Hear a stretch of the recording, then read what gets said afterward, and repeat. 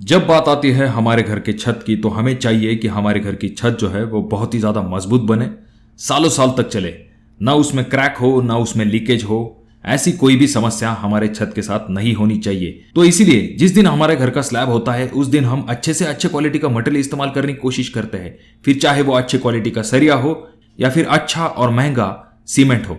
अब सीमेंट की अगर हम बात करते हैं तो आजकल सीमेंट में भी बहुत सारे टाइप्स आने लगे हैं, यानी कि स्पेशल कंक्रीट के लिए अलग सा सीमेंट आ रहा है जिनके नाम भी बहुत ज्यादा फैंसी होते हैं, जैसे कि प्रो, मैक्स, प्लस, स्ट्रॉन्ग, इस तरह के अलग अलग फैंसी नाम होते हैं, मानो जैसे आप सीमेंट नहीं बल्कि कोई मोबाइल लेने के लिए जा रहे हो। तो कौन सा सीमेंट आपके लिए सबसे ज्यादा बेस्ट रहेगा, कौन कौन सी चीजें जो है आपको सीमेंट लेते समय ध्यान में रखनी चाहिए, यही हम आज के वीडियो में देखेंगे। तो इसीलिए इस वीडियो को पूरा जरूर देखें और चैनल पे अगर आप लोग नए आए हो तो जल्दी से सब्सक्राइब बटन को दबा दीजिए। हालांकि ये कंपनियों की मार्केटिंग स्ट्रेटजी होती है। जैसे कि आपने पिछली बार देखा होगा, किसी एक रंग की अगर बैग चलने लगती है तो हर एक कंपनी जो है उसी कलर की बैग जो है उन्हें बनाने लगती है। हालांकि जो बड़ी बिल्डिंग्स बनती है वहां पर रेगुलर सीमेंट का ही इस्तेमाल किया जाता है। वहां पर कुछ चीजों का टेस्ट करने के बाद ही सीमेंट का इस्तेमाल किया जाता है। सबसे पहली चीज तो कुछ लैब टेस्ट होते हैं तो कुछ साइट टेस्ट होते हैं, जिनको चेक करने के बाद ही वो लोग सीमेंट का इस्तेमाल करते हैं। सबसे पहली चीज जो कि आपको सीमेंट में चेक कर लेनी है वो है डेट ऑफ मैन्युफैक्चरिंग। जिस तरह से आपकी दवाई की एक्सपायरी होती है उसी तरह से सीमेंट की भी एक वैलिडिटी होती है।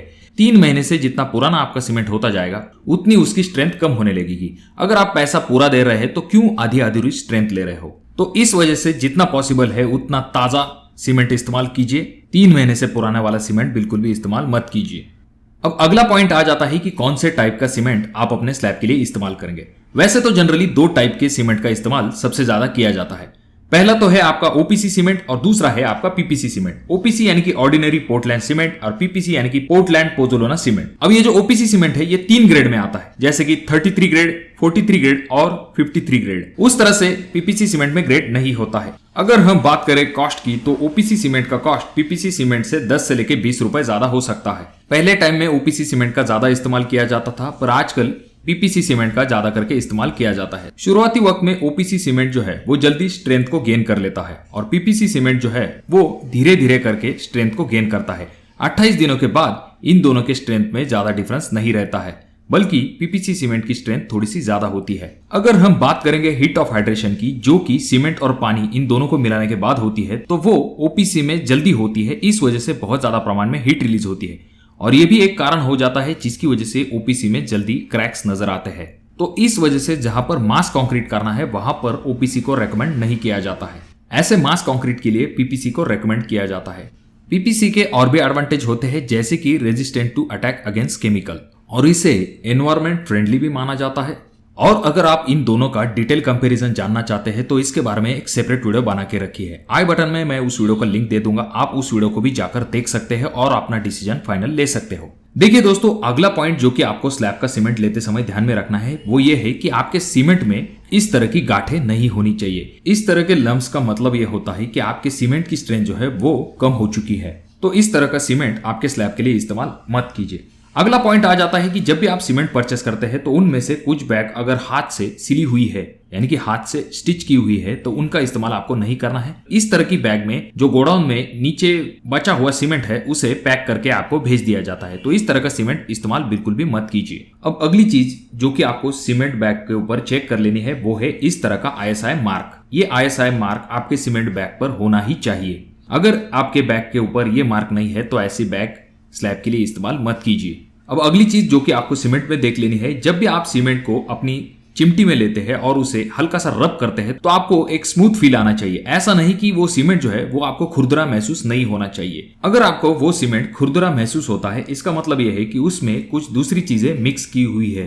तो ऐसे सीमेंट का भी इस्तेमाल आपको नहीं करना है आपके स्लैब के लिए।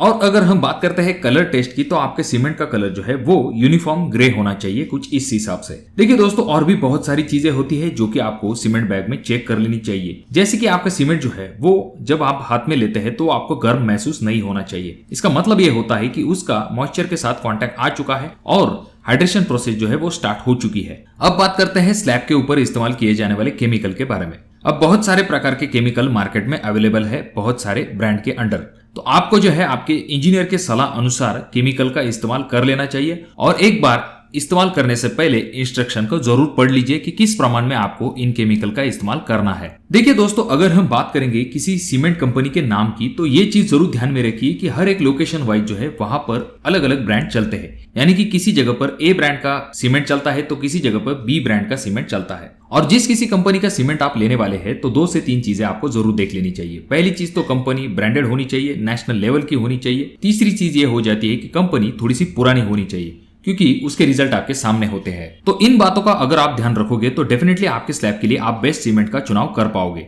तो आप अपने स्लैब के लिए कौन से कंपनी का सीमेंट इस्तेमाल करोगे, कमेंट बॉक्स में कमेंट जरूर कीजिए, जिससे कि औरों को भी पता चलेगा कि कौन से कंपनी का सीमेंट लोग ज्यादा करके इस्तेमाल करते हैं। तो दोस्तों, अगर आपके कोई सवाल है तो कमेंट बॉक्स में कमेंट जरूर कीजिए। वीडियो अच्छा लगा हो तो इसे लाइक कर दीजिए, अपने दोस्तों के साथ शेयर कर दीजिए। और अभी तक आपने चैनल को सब्सक्राइब नहीं किया दोस्तों तो कैसे चलेगा, चैनल को जरूर सब्सक्राइब कर दीजिए। और इन तीनों वीडियो में से कोई एक वीडियो आपके जरूर काम में आ सकता है।